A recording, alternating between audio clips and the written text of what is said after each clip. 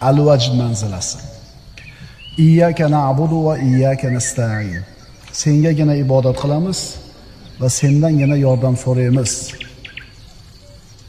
Al-vajd nima? Qalbda sun'iy emas, tabiiy suratda o'z-o'zidan paydo bo'ladigan shuur, his, tuyg'u al-vajd deyiladi. Qalbda sun'iy, iskustyunniy emas, tabiiy suratda o'z-o'zidan paydo bo'ladigan shuur, his, tuyg'u al-vajd deyiladi. Yana aytiladi, al-vajd qalbda chaqmoq kabi bir chaqnab, yoltirab, so'ngra tezda so'nib qoladigan his, shuur. Ma'ruza eshitasiz, ko'zingizga yosh keladi. Tilovat eshitasiz, ma'nosini tushunmasangiz ham qandaydir ko'zingiz yoshlanib, qalbingiz erib ketadi. Keyin to'xtab qoladi. Mana shu al-vajd. Yana aytiladi, al-vajd bu qalbda paydo bo'ladigan muhabbat, ishq va ulug'lash kabi his tuyg'ularning natijasidir. Al-vajd so'zini birodarlar arab tilida 32 ta sinonimi bor ekan. Al-vajd so'zini 32 xil ma'nosi bor ekan. Insonni qalbidan kechadigan his tuyg'ularning 32 xil ko'rinishi. Shularning ichidan 5 tasini tanlab olsak, o'shalarni umumiy o'z ichiga oladi deymiz. Birinchisi ishtiyoq. Tushunamiz ishtiyoq nimaligini. Ikkinchisi hanin, sog'inch. Uchinchisi shag'of, qattiq muhabbat. Yusuf alayhisalomni sayyidasi zinoga taklif qilganida ana shu Misrning zodagonlarining ayollari uni ishidan xabar topib, qod shag'afaha hubba deyishgan edi. Ha, quli yuragidan urib qopti-da deyishgan edi. Shag'of, qattiq muhabbat. To'rtinchisi ishq. Ishq tushunarlik. Beshinchisi rog'ba, xohish, ishtiyoq. Mana shu narsani hammasini qo'shsangiz al-vajd bo'ladi. Demak, juda ham keng ma'noni o'z ichiga olgan so'z. Al-vajd saodat shuurlari. Din deganda birodarlar biz nimani tushunamiz? Aqida, ibodat, axloq, muomala, amr va nahiylar.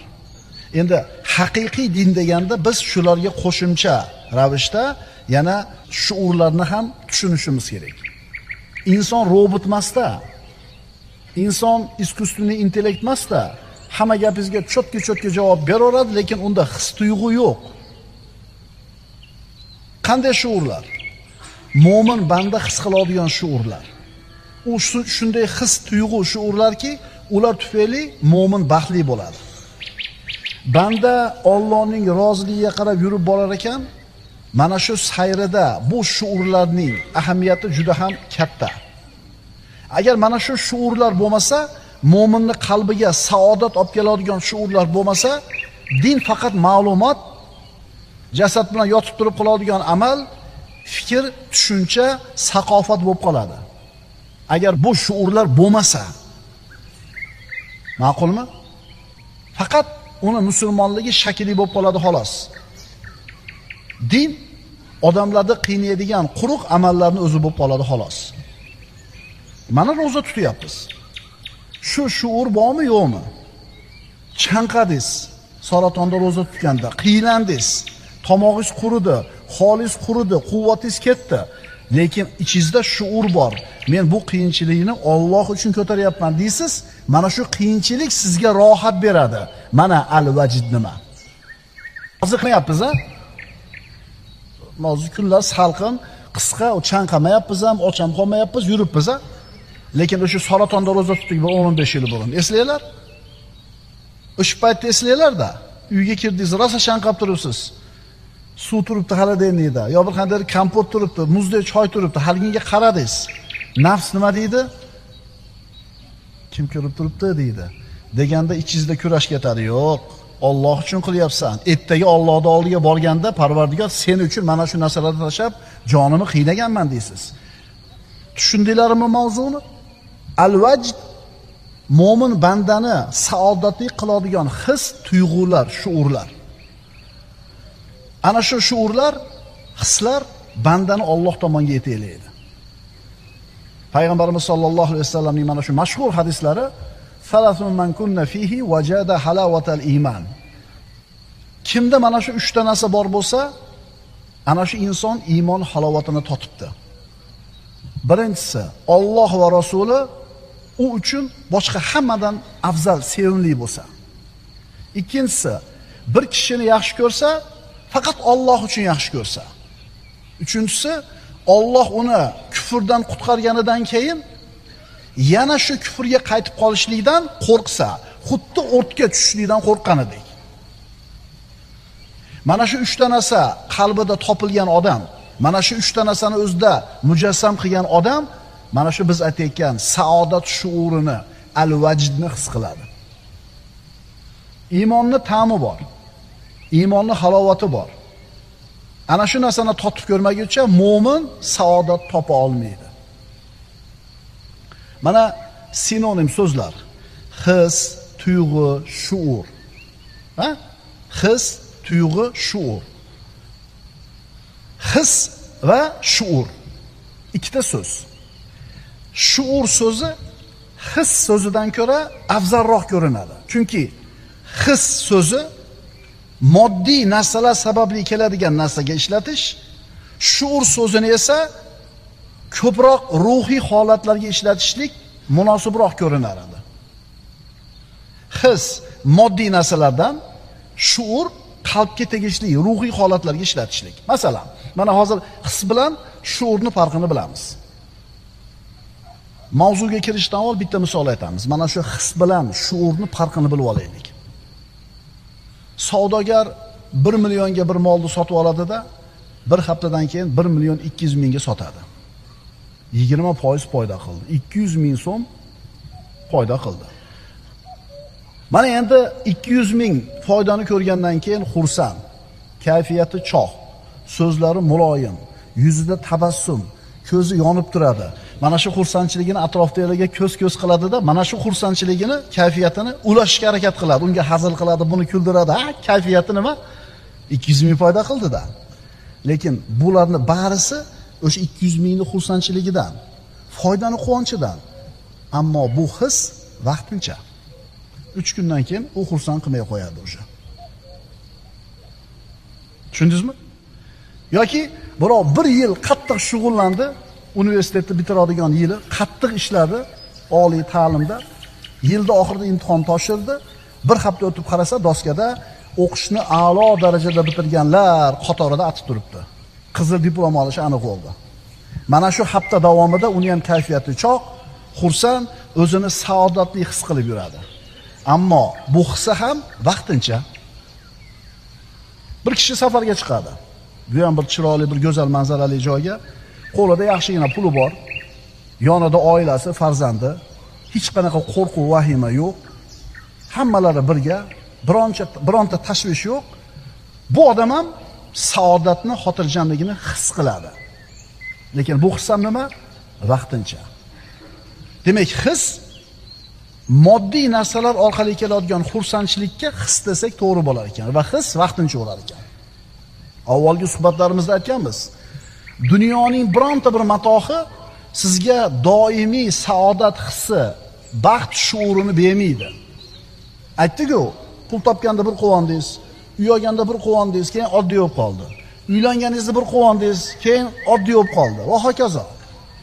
Dunyoning bironta matohi sizni doimiy o'zingizni saodatli his qilishigini bera olmaydi. Endi yana bitta kishi bor. Mo'min. Bu o'zini taqvosi bilan, istiqomasi bilan Allohga yaqin bo'ladi. Pokiza amali bor, savobli amali bor va mana shu qilgan ishlari sababli iymonning halovatini, iymonning mazasini totib ko'rgan. O'shuning uchun bu odam aytadiki, yer yuzida mendan ko'ra baxtliroq odam yo'q deydi. Bu odam qarang, ana shu savobli amallari bor va sog'lom aqidasi bor. Itoati bor, go'zal xulqi bor. Uni kutib turgan jannati bor. Mana shular sababli unda mana shu saodat shuuri doim bo'ladi. Mana shu shuurlar iymon yo'lidagi motorga o'xshaydi. Mashinani motori quvvatli yangi bo'lsa, har qancha yuk tortib ketaveradi.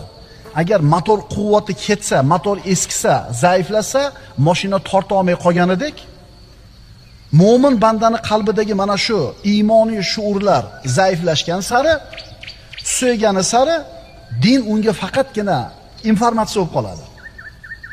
Mana ba'zi bir mamlakatlarga borib, diniy sohani o'qib kelgan ukalarimiz bo'ladi. Aytmayman qaysiligini. Sigaret chekadi, yalang'och yuradi.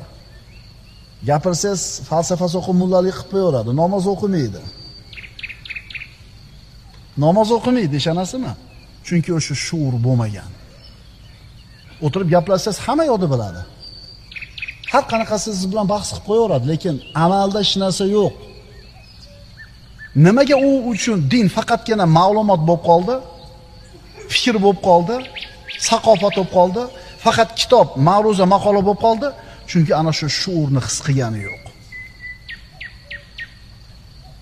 Mana shu shuurlar insonning qalbida bo'lish kerak bo'lgan saodat shuurlari zaiflashib, pasayib ketsa, kishini dinga bo'lgan e'timodi susayib ketadi. Dindan malollanib, zerikib ketadi. Din ma'lumotlar yig'indisiga aylanib qoladi. Bunaqa quruq ma'lumotlar odamni malollantiradi, zeriktiradi, charchatadi. Masalan, bir odam Allohga bog'lanmagan holda namoz o'qishi mumkin. Nafl ro'zalar tutishi mumkin. Allohga bog'lanmasdan qilayotgan bo'lsa bu ishidan malollanadi. Studentlar, Qur'on yodlayotganlar. Agar sizlar ham Allohga bog'lanmasdan Qur'on o'qiyotgan bo'lsanglar, Allohga bog'lanmasdan Qur'on yodlab, shar'iy ilmlarni o'rganayotgan bo'lsanglar, zerikasizlar. O'shuning uchun 5-kursni bitirgandan keyin darrov chiqib ketishga harakat qiladi madrasadan. Nimaga? O'sha shuurni totib ko'rmagan. Uylansa, pul topsa, telefon olsa, mashina olsa, madrasadagi o'qishdan talabalarimiz o'tiribsizlar mana. Malollanib zerikyapsizmi? Demak, shu shuurni totib ko'rmadinglar hali. Buni kayfini biz tilda nimaligini bilib ko'rmadinglar. O'shuning uchun tezroq dars tugasa, qancha oldi? Domlak ko'p gapirib bordi. Sizlar o'tirib Qur'onni yodlayotganinglarda Alloh taolaning rahmati ustingizga yog'ayotganligini his qilyapsizlarmi?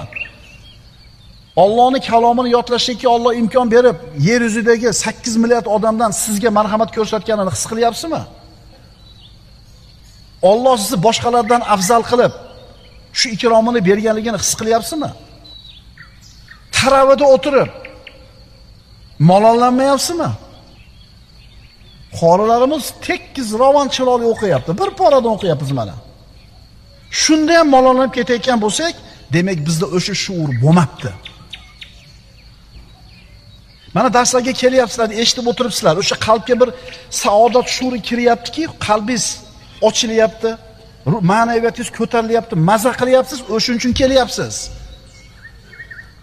Agar o'sha shuurni qalbingizga bu madrasadagi ta'limingiz, o'qiyotgan Qur'oningiz, qilayotgan sadaqangiz, tutayotgan ro'zingiz shu shuurni bermayotgan bo'lsa, bu amaldan tezda zerikasiz.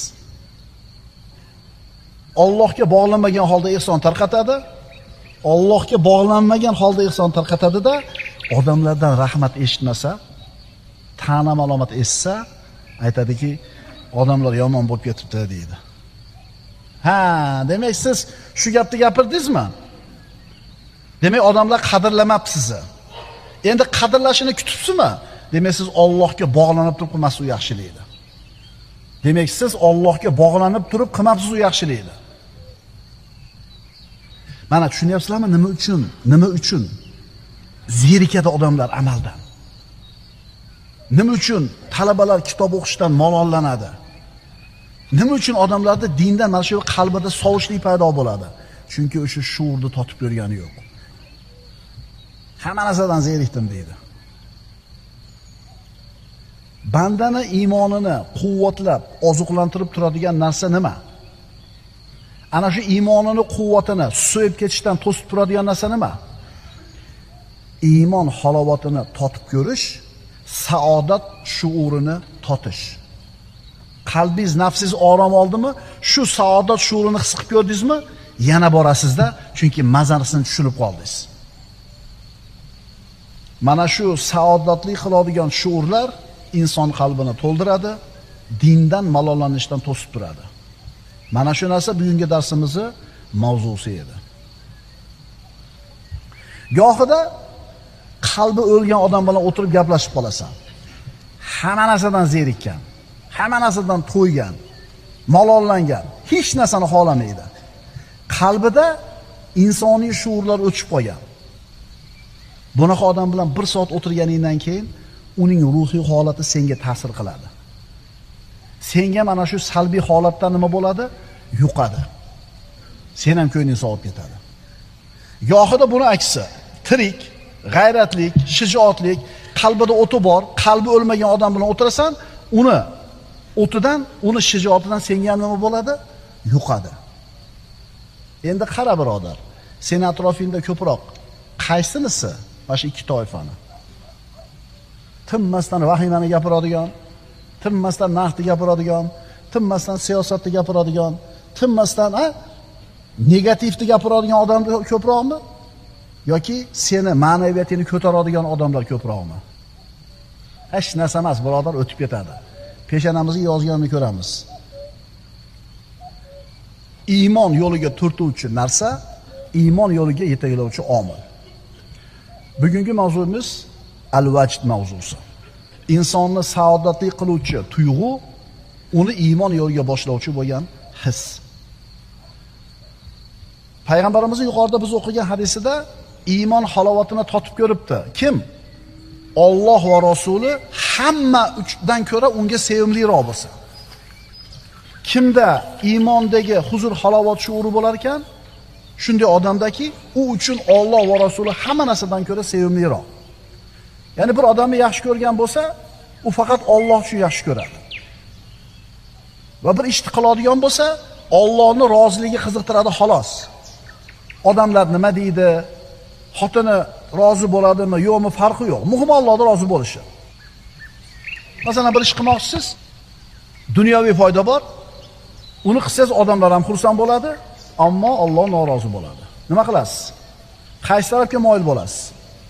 Agar Alloh va payg'ambarning roziligini qo'yib, odamlarning roziligini tanlaydigan bo'lsangiz, ayolingizni ko'nglini istaydigan bo'lsangiz, dunyoviy bir foydani tanlaydigan bo'lsangiz, sizga hali iymon halovatini totishlikka yo'l bo'lsin. Qalbingiz torligicha, quruqligicha, o'ligicha turaveradi. Allohning yer yuzida valilari bor. Ala inna awliya Allohi la xawfun alayhim va la hum yahzanun allazina amanu va kanu yattaqun. Avliyolar iymon keltirgan va taqvo qilgan insonlar. Ana shunday valilar bor. Ularga ko'zing tushishi bilan kim esingga keladi? Alloh esingga keladi. Ularning ko'rinishi o'ziyoq odamlarga Allohni eslatadi. Bunaqa odamlarni uzoqdan ko'rishingiz bilan tavba qilish keragi sizga tushadi. Namoz, sadaqa, boshqa amallar. Payg'ambarimiz aytadilar: "Avliya ummati iza ru'u zikrallohu bihim." Ummatimning avliyolari agar ular ko'rilsa, ular sababli Alloh eslanadi. Sizni ko'rishganda nimani eslaydi odamlar? Futbolda. Sizni ko'rganda nimani eslaydi odamlar? Siyosatni. Sizni ko'rganda nimani eslaydi odamlar? Osh bilan dimlamani. Bizni ko'rsa nimani eslaydi odamlar? Afzalukum alladina iza ru'u zikrallohu ta'ala li ru'yatihim. Rasululloh aytadilar, sizlarning oranglardagi eng afzallaringlar shunaqa odamlarki, agar ular ko'rinsa, ularning ko'rinishi sababli Alloh eslanadi. Demak, iymon halovatini, saodat shuurini his qilishligini birinchi sharti Alloh va Rasuli sizga hamma narsadan ko'ra sevimliroq bo'lish kerak. Bir insonni Alloh uchun yaxshi ko'rish qanaqa bo'ladi? Bir odamni Alloh uchun yaxshi ko'rishi qanaqa bo'ladi? Qarindosh emas, tijoratdagi sherigi emas, sponsoring, homiying emas, undan biror narsani umid qilayotganing yo'q. Bironta dunyoviy manfaat yo'q u bilan qilgan muomalangda. Faqat Allohning roziligi uchun yaxshi ko'rasan. Nima uchun? Chunki solih banda. Allohning taqvoli bandasi. Uni ko'rsang Alloh esingga tushadi. O'shuning uchun yaxshi ko'rasan uni. Bunaqa odam bilan soatlab gaplashib o'tirsang ham malollanmaysan. Yonidan turib ketging kelmaydi, doim xaridorsan. U bilan o'tirsang motivatsiya olasan. O'sha nechta o'shaqa odam bor atrofimizda. Biz o'zimiz qanaqamiz? Agar bitta odamni mana shunday yaxshi ko'rgan bo'lsang, demak sen iymon halovatini totibsan. Demak, hadisda aytilgan ikkinchi alomat bir kishini yaxshi ko'rsa, faqat Alloh uchun yaxshi ko'rsa. Uchinchi alomat وَمَنْ يَكْرَهُ أَنْ يَعُودَ فِي الْكُفْرِ بَعْدَ إِذْ أَنْقَذَهُ اللَّهُ مِنْهُ كَمَا يَكْرَهُ أَنْ يُلْقَى فِي النَّارِ. Alloh uni kufrdan qutqarganidan keyin yana kufrga qaytib qolishni yomon ko'rsa, xuddi o'tga tashlanishni yomon ko'rganidek. Johil edi, fosiq edi, har xil ishlarni qilib yurar edi, Alloh hidoyat qildida chiqdi undan. Kufrdan, shirkdan, ma'siyatdan. To'g'ri yo'lga yurdi. Endi shu odamga qaytasanmi desa, xuddi o'tga tashlanasanmi deganda, yo'q deganda yo'q deydi. Misol, bir odam tavba qildi, gunoh ma'siyatini qo'ydi, Allohning amriga qaytdi. Keyin pushaymon edi. Tavba qilib, to'g'ri yo'lga qaytgandan keyin pushaymon edi. Aytadiki, oshnalarim deydi, kayf sapoda qilib, xohlaganini qilib yurishibdi. Men bo'lsa baylanib qoldim deydi. Endi 5 yil universitetda o'qishim kerak deydi. Bir kun bormasam, ma'lumotga qolaman. Palon ishlarni qila olmay qoldim deydi.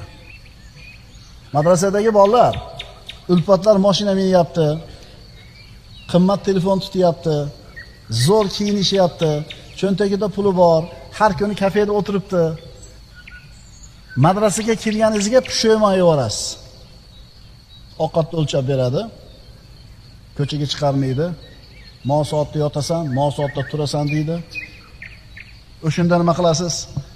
Shart tashlavoraymi deysiz. Doktorlar, qo'l ko'tarib qo'yinglar. 3-4 kursga borganda zabni xod berish kerak bo'lgan-a? Yomon totganmi? O'sha 4-3 kursda o'qiganlarda eslanglar-da. O'sha qiyinlashib ketganidan, og'irlashib ketganidan o'sha 4-3 kursda elanib qoladi vrachlar. Oshnalari kayf sapoda qilib, har kuni osh, har kuni maishat, har kuni bir huzur halovatda yurganda bu bechora nima qilgan? Bitta pirashkani yeb olib, ona korpusdan mono korpusga piyada yurgan. Ha, domla aytmang, yo'q bo'lgan. Zato huzurini ko'ryapsizmi? Mashaqa, talabalar, 1 yil, 2 yil sabr qilasiz. Siz o'sha zerikayotganligingiz shu shuurni yo'qligi, qalbingiz hali ham ko'chada turganligini belgisi. Siz Muhammad alayhisalomdan qolgan merosni olyapsiz. Siz Umar ibn Xattobdan qolgan merosni olyapsiz. Abdulloh ibn Umar, Abdulloh ibn Abbosdan qolgan merosni olyapsiz. Bu narsani faqat Alloh faqat yaxshi ko'rgan bandalarga beradi. Shuni his qilasizmi, yo'qmi? Mana biz aytayotgan odam haqqa, tavbaga yurgandan keyin, iymon, taqvo yo'liga yurgandan keyin pushaymon yeyapti. Ulfatlarim huzur halovatda yurganda men qiylanib yuribman. Bu odam tavba qilganiga afsus chekayaptimi? Iymonga qaytganidan nadomat chekib yuribdimi? Yana fisq fujurga qaytish orzusidami? Demak, bu odam hali iymon degan narsani tushunmabdi, iymonni mazasini totib ko'rmabdi, saodat shuurini his qilmabdi.